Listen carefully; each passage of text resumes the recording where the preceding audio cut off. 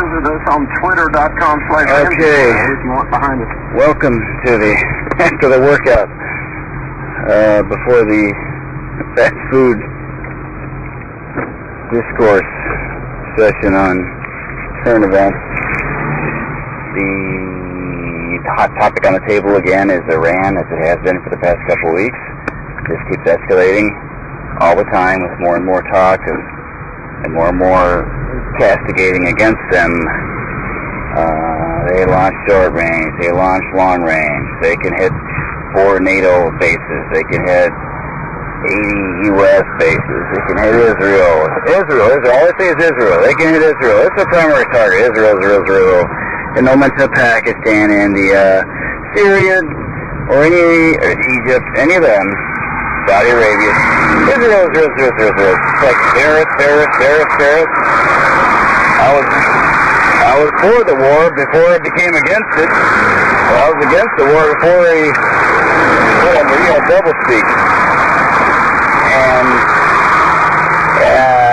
it doesn't look good for Iran because Iraq got hit pretty hard. Now I know Iran's a lot bigger than Iraq, but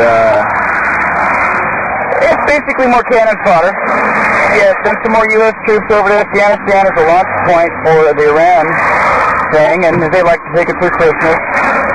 And just like the Iraq War, remember the Iraq War, 1991? Operation Desert Storm, Desert Shield, all that crap. And the pretext was the Kuwait was getting invaded because Saddam was unhappy because they did the slant drilling. Kuwaitis did the slant drilling off that went past their property and into the property of the Iraqis. And that pissed off Saddam. And also, a big thing was they said there's 500 incubators that the Iraqis came into Kuwait and destroyed and killed all those babies. And then it was proven that there wasn't even that many incubators in all of probably Iraq and parts of the Middle East. So the news will say whatever it needs to say, and the poor reporters are just dumb enough to believe it or / want to hold on to their jobs to report it. And that's your media. That's your corporate-controlled, government-sponsored, big bankster-backed media. Coming to a channel near you, an alphabet channel such as ABC, CBS, or NBC, and several cable channels. Not many independent channels. Not many. Most are internet-based, and there's a few that have some cable time and some AM radio and some shortwave and some satellite. You don't see many. I can't name any that are on FM that like it. I'm sure in Austin, Texas, some FM station carries Alex Jones or something like that, but just very sparse in their coverage.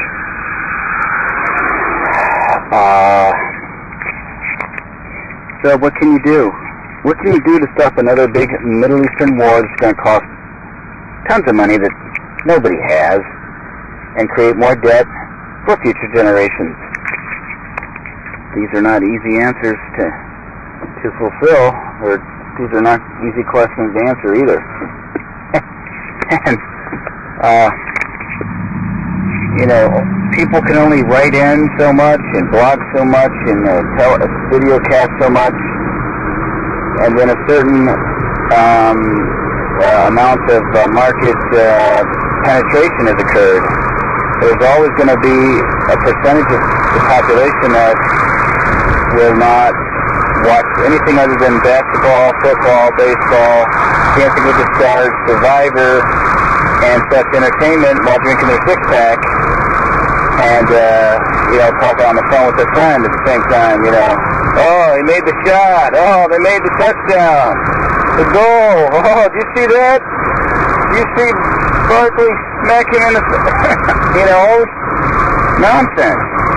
How about, and more people are discussing how this country, the United States, is crapping out. The government is crapping out. Just little inklings of hope here and there, but by and large, in the majority, I don't see a ton of progress overcoming the bankster rollout of the New World Order. In fact, I saw a image on a bulletin of the Ameridollar. A 1, a 2, a 5, 10, 20, and a 50. I don't think there was really any American people. It looked like Mexicans, Canadians, and maybe some doofus like one of the guys who started the Federal Reserve or something, but there's no Washington or Lincoln or Jefferson on any of them.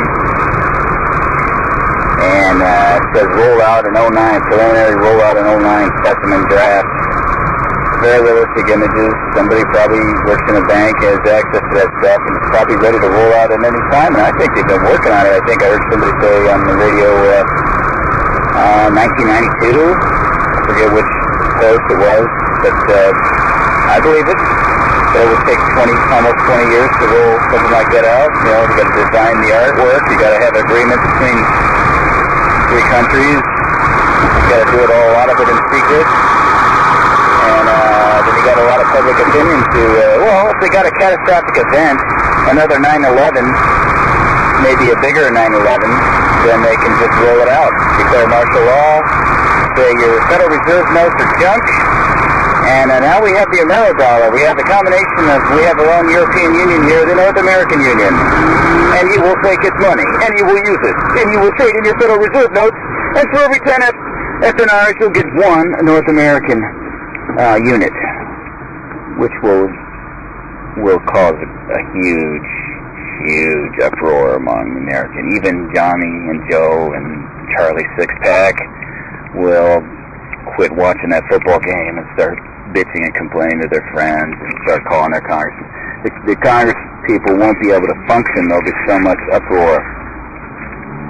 So they have to do the frog boiling in the pot of water, ever so slowly and gently, to roll it out, maybe like they've been doing with the, if you've noticed the $5 bill, it's got a big fat 5, like a pink or purple 5 on the back. It looks very much like European money. And that's kind of slowly you start using it day to day, and it kind of trickles in your subconscious, and then when they roll out of another bill, maybe say a 10 or a 20, that the United Nations of North American Union or something, you know, after you're used to the big fat 5 and the greenback is gone, you got a white and a pink back, you got this funny European money, then you're used to that crap. And then so they're just using the same old strategy they've always used, you know, just turn the heat up real slow, so slow they don't even notice it. They're too busy with their rat race and daily grind and commute, and then too tired afterwards of 8 hours of crap, office politics, over madness, cubicle farm hell, to care, because they just want to be entertained and relax so that they can kind of get their mind off how crappy the day was, so that they can get through the next day, because by God, they got 5 days before they can get to the 2-day off deal. And then if you want to work a self-employed job, you can spend a bunch of time filling out a bunch of tax papers.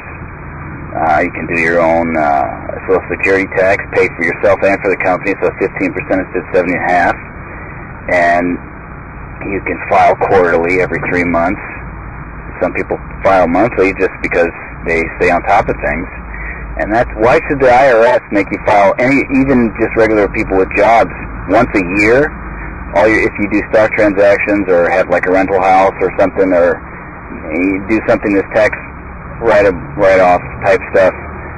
Oh, you're supposed to dig through a shoebox full of crap for a month. You're supposed to, throughout 12-month period, just have a convenient location where you can put stuff throughout the year and then access it easily. And fork out $139 so Jackson Hewitt or one of them can do your basic single-person return short form. $139.